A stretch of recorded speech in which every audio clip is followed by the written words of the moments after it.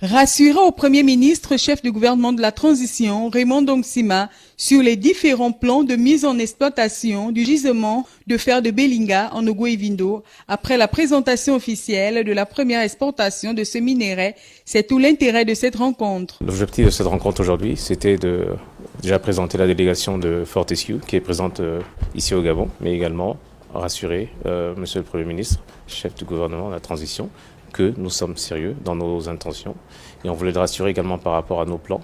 Maintenant qu'on a atteint cette étape très importante, quels seraient nos plans pour l'année à venir? Concernant les échantillonnages issus des premières exportations soumis aux différents tests inhérents à la qualité de cette ressource minière, le directeur général d'Ivindo Iran, Eric Epé, est rassurant. On fait encore des échantillonnages et des analyses pour être sûr qu'il y a une certaine consistance en ce qui concerne la teneur de ce minerai.